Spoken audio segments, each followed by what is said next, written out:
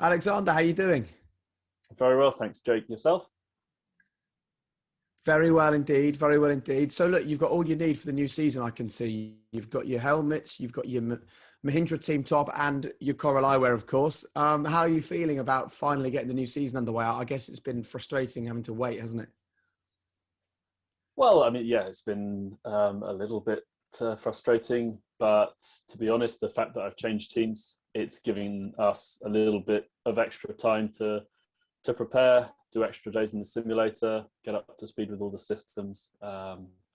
So for my personal situation, it's no bad thing actually. But yeah, itching to get going now. It's been a long off season. We're talking because we're both involved in Coral Eyewear. You're one of our ambassadors, and we're very proud to have you as that. You've got your own range of eyewear that people can get their hands on as well. Just explain to us why doing things right by the environment is important to you. Well, it's something that I've been interested in for quite a few years now. It predates my involvement in Formula E by many years. Um, I think that the first moment where it seemed to click in my head was I just remember filling up with petrol 3 times in one week in my Golf. I don't know what it was, 10, 12 years ago. And it was just a moment where I just suddenly thought, this isn't sustainable. Like, regardless of what it's doing to the environment, we're going to run out of petrol, of oil. And that was really the first thing that kickstarted my interest in electric vehicles.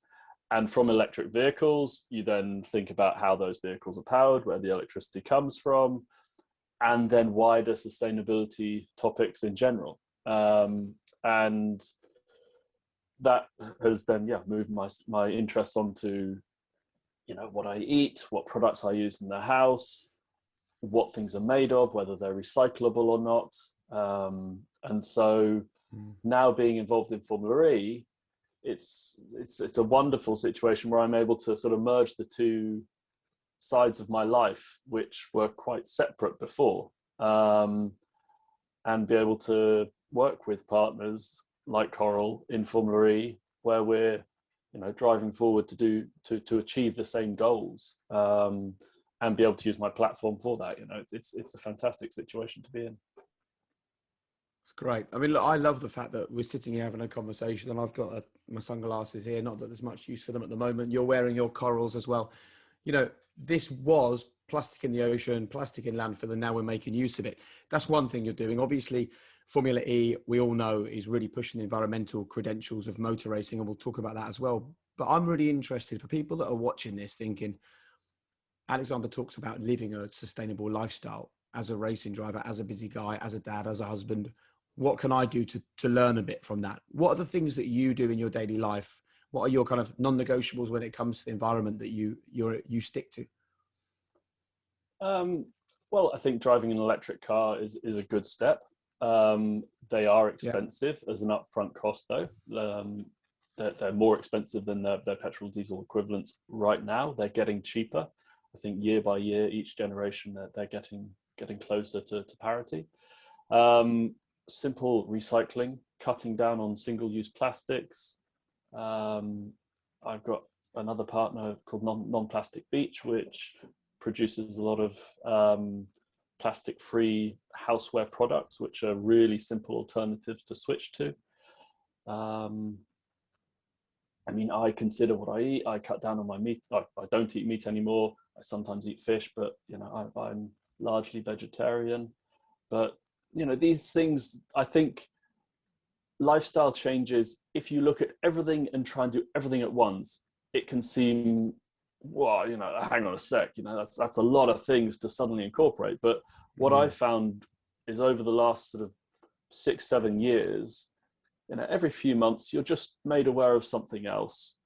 And you think, oh, does that work for me? Doesn't it? And some of them don't work for everyone, but if you can just make a sort of transition towards sustainable practices, they don't feel like a burden, you find the things that work for you. And if lots of people do lots of these things, not everyone do everything, then it can make a big impact in the end.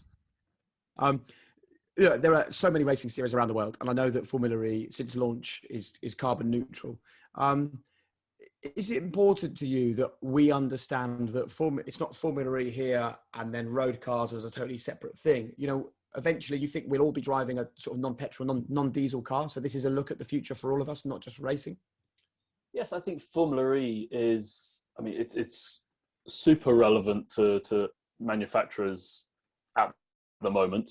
You know, every OEM is pretty much committing to either going all electric in sort of 10, 15 years or producing significantly more electric vehicles in the future. And so putting a lot of research and development into electric vehicles. And Formula E is a great platform to be able to help push that development forward. You know, when you develop powertrains and all the associated systems for 2 racing cars, you can explore things that you just can't when you're looking at series development platforms that you're going to have to make hundreds of thousands of cars. So you can explore interesting materials, techniques, ways to build things, and then take those learnings and just incorporate them on a lesser scale. But it's a great platform for that. And I think the other side of it is just the general awareness that Formula E brings to electric vehicles without shoving it down people's throats. You know, it's a cool sport that's exciting to watch, and it happens to be electric, and people are just made aware of the electrification element of it, so that when they go to buy or lease their next car, they just consider, you know what, could it be electric, could it be a plug-in hybrid? And I think many people, as we're seeing with the numbers of cars sold nowadays in the UK, it's a lot of people are thinking, actually, I can make that step. I think the key though for Formula E is that if it's sustainable but boring, it won't be a success, will it? It has to be sustainable, has to be fully electric, but then the racing has to be good as well. And for people that haven't watched much of it and are maybe used to watching other racing categories, the racing is proper wheel to wheel, quite often all the way to the flag. And you can get, a power boost. You've got drivers running out of battery power at various times over the last few seasons. It is a really exciting and compelling series. How different is it to compete in? It's really out there in terms of comparing it to other conventional motorsports. The rule set that you have to deal with is quite bizarre, honestly, to start with. You find yourself thinking about things in the race car, about efficiency, about your battery consumption, your strategy of when you take the attack mode to get the increase in power,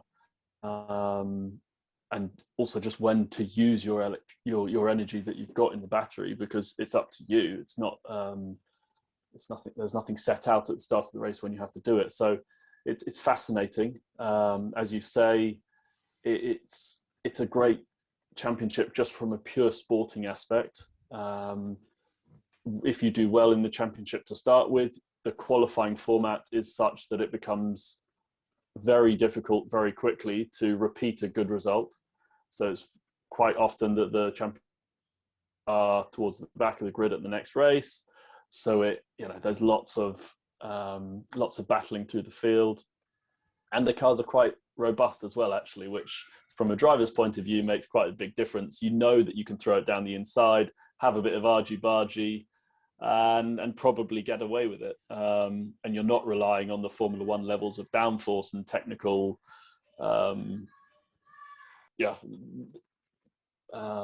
what's the word? The high-level technical bits on the car that you need to do the lap time. Sorry, in Formula E, it's if you lose a bit of a corner of a wing or something, you'll be all right. You crack on. So it all comes together to create a great sporting spectacle. It's great. And we'll obviously at Coral be watching with interest to see how Mahindra get on. You've had pre-season testing. What do you think? Can you read much into pre-season? I think you take it with a pinch of salt. We will actually be racing at the Valencia Ricardo Tormo circuit where we tested that, where previous seasons we haven't, just due to the pandemic and the realities. We will be going back there to race. So normally it's completely irrelevant, but this time it is a bit relevant. But yeah, it seems like we're in the ballpark.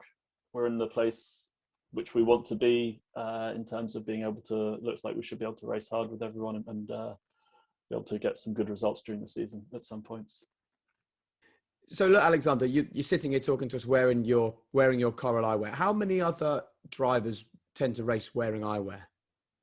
It's not that common, Jake, actually. I would say more people wear contact lenses than glasses, but there are certainly drivers out there who wear glasses like me.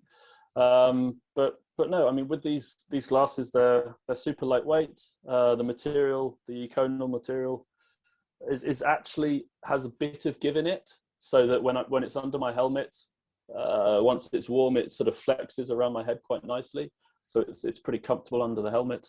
But yeah, it's something that I just didn't like the feeling of the contact lenses on my eyeball, and so I opted to wear glasses. And yeah, pleased that these ones work well as well. I think that for people that haven't got their hands on a pair of Corals, the big thing for me is how lightweight they are. Mm-hmm. It's incredible, isn't it? And I often just still look at them and think, you were just floating in the sea. You were a load of waste plastic. You were sitting in landfill. It's one thing recycling stuff. It's another thing taking it out of the ocean, recycling it into eyewear, and then also promising people that when they're done with them, we'll take them back and recycle them again, so that we're never adding anything. You know, we talk about planet positive at Coral, and I think that that's the key, isn't it? Actually making a genuine difference to the planet, along with looking okay as well.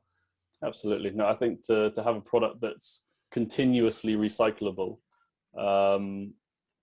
it's fantastic. I mean, single-use plastics, being able to recycle them once is a good thing. You know, it cuts down on their impact a decent amount. But yeah, to have a set of glasses that that can go on and on and on, absolutely brilliant.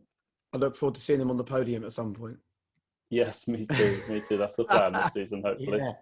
And the exciting news is, Alexander, particularly for people that want to get closer to Formula E and a bit closer to Coral Eyewear as well, we're running a great competition, aren't we? Yes, yeah. The Mahindra Racing Experience is going to be the prize for 2 tickets to a race event, meet and greet with the whole team, and obviously winning two important sets of Coral Eyewear. So looking forward to that competition, and the lucky winners will have a great time. Brilliant. Look, I'm so pleased that that you're going to be wearing Coral Eyewear, racing your Formula E car, because I just think it just helps us to spread the message. The big thing from my perspective is that it's not like you either look good and have good eyewear, or you do something green and recycled. This is everything all in one package. You no longer need to kind of make allowances for the fact they're recycled. You know what I mean? You can get recycled perfection when it comes to eyewear, sunglasses or glasses. Yep. I mean, so many people wear sunglasses. It's not a product that I guess wants to be replaced with nothing. You know, people will continue to wear sunglasses, and so to be able to create a sunglasses that is recycled continuously and looks fantastic and feels good on their head as well. You know, it's not there's just no compromise to me. It's really fantastic product, and first time I've ever had pretty much a product in my name at all, I think. So it feels a bit strange. This is good from a personal point of view, but it's cool. You know, I've had team members and friends comment on them already. They look really nice.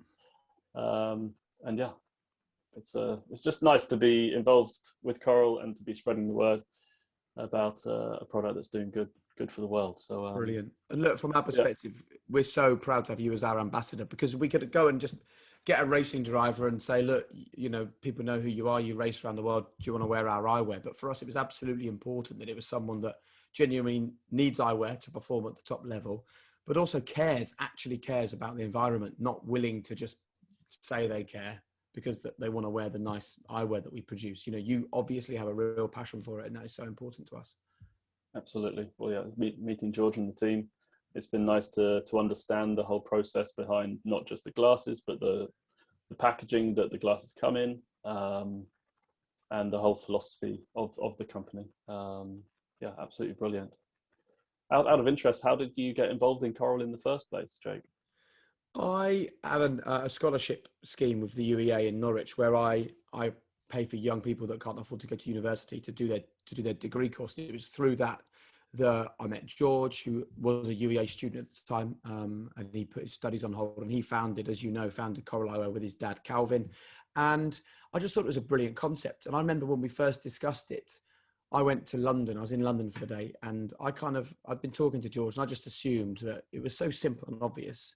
Eyewear from plastic out of the sea and out of landfill, that surely all the big brands are doing it. All of the main stockists are selling it already. We'd kind of missed the boat.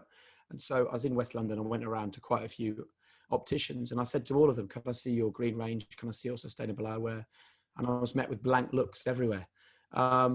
And when you talk about the millions of, just in the UK, the millions of pairs of eyewear every year from virgin plastic, most, in the opticians, all of the ones with the kind of the fake lenses, just so people can see how they look, that get thrown in the bin.